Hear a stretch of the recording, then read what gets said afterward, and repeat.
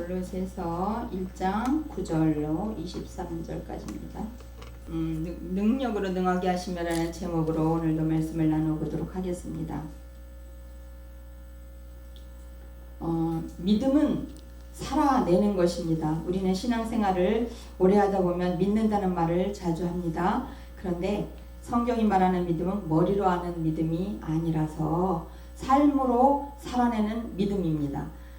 골로새 교회는 겉으로 보기엔 믿음이 좋은 교회였습니다. 그러나 안으로는 그리스도를 흐리게 만드는 잘못된 가르침이 들어오고 있었습니다. 이방인과 유대인이 혼합된 공동체, 혼합주의적 이단, 이단 도전, 그리고 그리스도의 절대성을 강조한 교회였습니다. 골로새는 상업 중심지로 다양한 민족이 모여 있었고 유대인의 비율이 높아서 여러 문화와 사상이 공존했습니다. 혼합주의의 이단적 가르침은 할레나 금식 등 또 헬라 철학, 지식을 중시하는 헬라 철학과 천사 숭배, 금욕주의 등 다양한 이단적 요소가 교회 내에 퍼져 있었습니다. 그래서 사도 바울은 감옥에 있으면서도 이 교회를 위해서 간절한 기도와 분명한 진리를 전했습니다. 예수 그리스도의 우월성과 충족성을 선포하며 모든 진리는 그리스도 안에 있음을 강조했습니다. 오늘 본문은 예수 그리스도가 누구이신지, 그분 안에 있는 우리가 어떤 사람인지를 분명하게 보여주는 말씀입니다. 바울의 첫 번째 기도는 하나님을 아는 삶이라는 것입니다.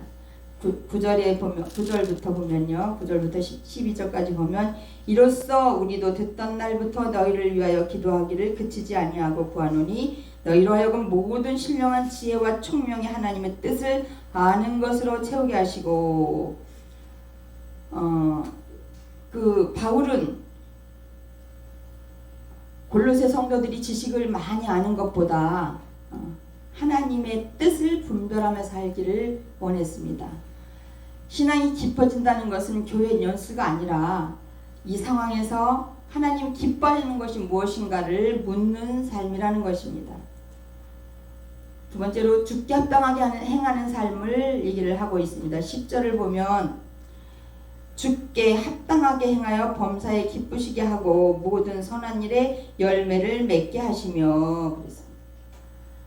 하나님을 안다는 것은 삶이 바뀌는 것입니다.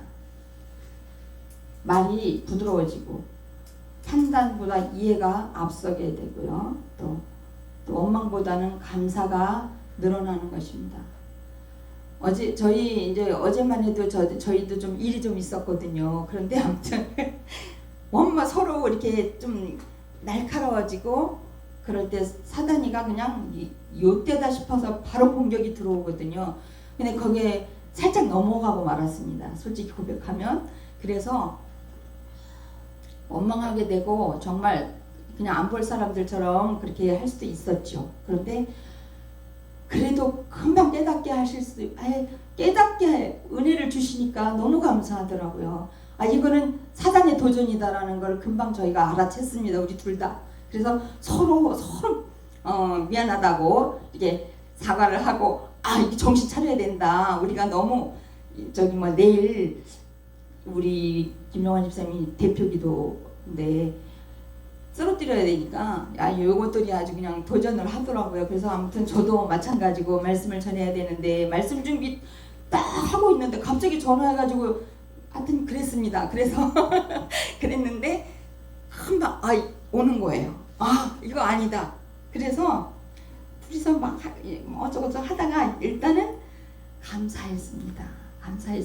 그래서 이렇게 사는 것이 바로 주께 합당한 삶이라는 것입니다. 우리가 믿는 우리는 그래도 막 세상 사람들은 죄를 지으면서도 그냥 모르잖아요. 이게 죄를 짓는 것인지 뭔지도 모르고 죄를 계속해서 반복해서 짓지만 우리는 죄를 짓다가도 아니구나라는 거, 다시 유턴해서 돌아올 수 있다는, 주님 안으로 들어올 수 있다는 것을 얼마나 감사한지 몰라요. 정말 너무 감사한 일입니다. 그래서 능력으로 능하게 하시는 하나님의 영광의 힘을 따라 살아가는 신앙을 가져야 된다는 것입니다. 11절부터 12절 보면요. 그의 영광의 힘을 따라 모든 능력으로 능하게 하시며 그랬죠. 기쁨으로 모든 견딤과 오래 참음에 이르게 하시고, 기쁨으로 견디라는 것이에요. 그냥 기쁨이 아니고 억지로가 아닌 정말 기쁨으로 오래 참고 견디라는 것입니다. 그러다 보면 하나님의 영광의 힘을 따라서 한다는 것입니다. 하나님이 주신 능력으로 능하게 하신다는 것. 우리로 하여 12절에 우리로 하여금 그 빛 가운데서 성도의 기업의 부분을 얻기에 합당하게 하신 아버지께 감사하게 하시기를 원하노라 그랬죠. 감사하는 것입니다. 감사의 삶. 이래도 감사 저래도 감사, 응답 받아도 안 받아도 거절하셔도 응답하셔도 감사 이런 찬양 있잖아요. 무조건 감사하다 보면 하나님이 그래 네가 그 정도의 수준에 올라와 있구나 알았다. 그리고 하나님이 해결해 주실 수 있잖아요. 그런데 때만 쓰고 감사할 줄 모르고 달라달라 다고다고만 하면 하나님은 그냥 아무 말씀 안 하시고 보고만 계신다는 사실입니다. 신앙의 성숙은 감사가 늘어나는 것이라 그랬죠. 이전에는 아버지께 달라는 기도가 많았다면 이제는 주셔서 감사합니다. 이렇게라도 해결해 주셔서 감사합니다. 이런 은혜를 주셔서 감사합니다.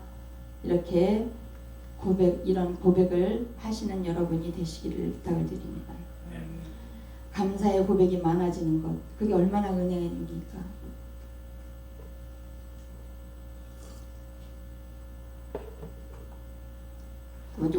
우리를 건지시는 예수님인데요. 13절 14절을 보면 그가 우리를 흑암의 권세에서 건져내사 그의 사랑의 아들의 나라로 옮기셨으니 그래요. 사랑의 아들의 나라로 옮겼다고 했습니다. 그 아들 안에서 우리가 속량 곧 죄 사함을 얻었도다.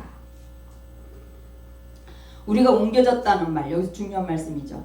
옮겨졌다는 말, 그 어둠에서 빛으로, 두려움에서 소망으로, 죄의 자리에서 은혜의 자리로.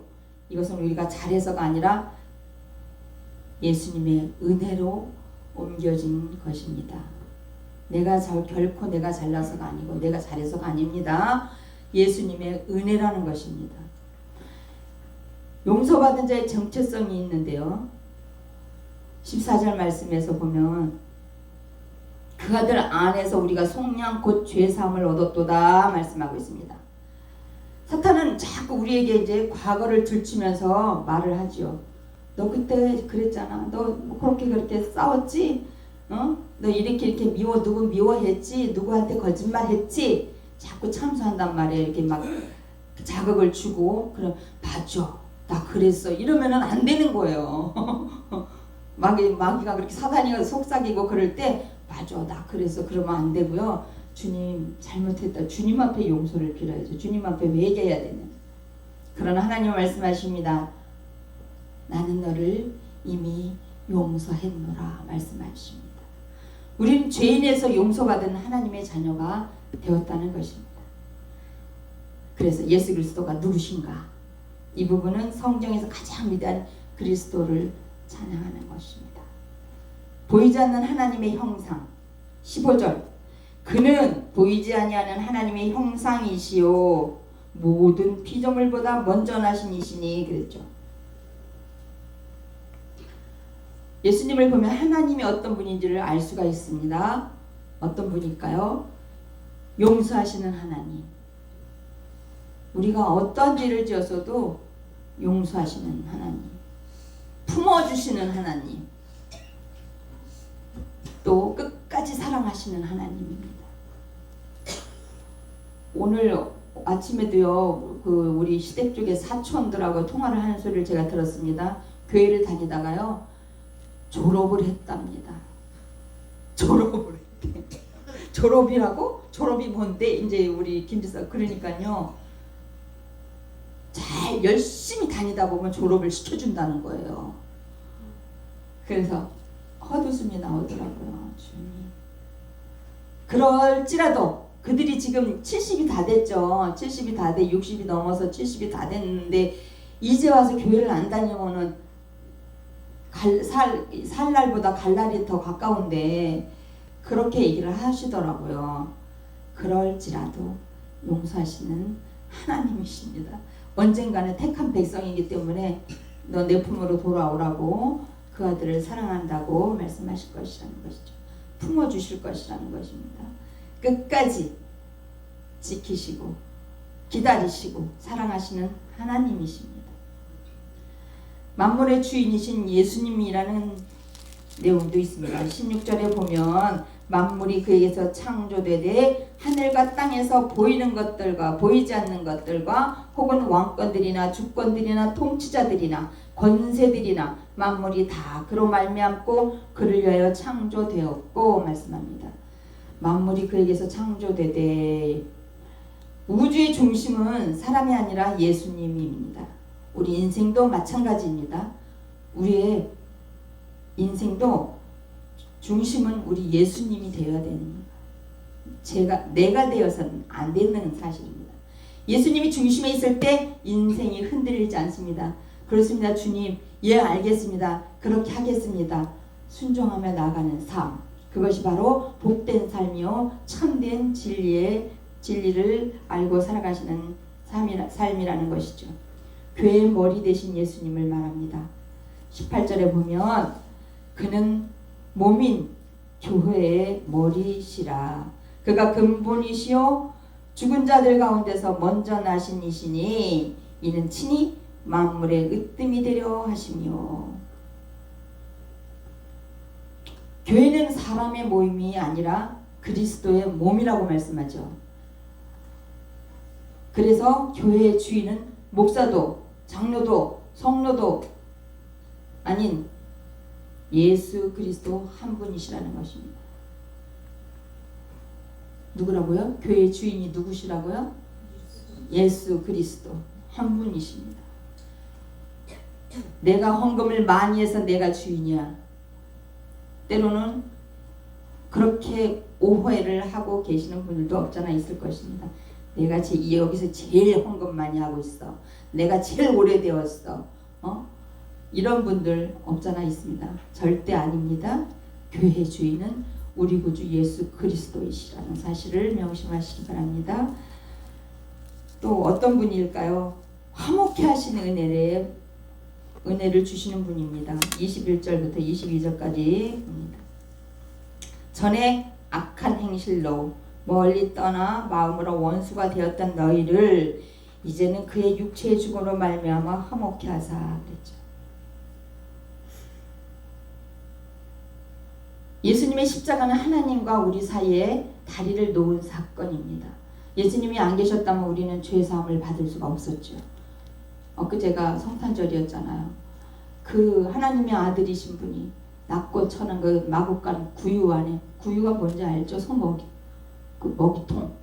거기에 보면은 별게 다 들어있잖아요. 그 지저분한 그곳에 가장 낮은 모습으로 오셔서 우리를 위해서 죽으시기까지 하신 그분의 사랑 때문에 우리가 죄사함을 얻었다는 것입니다.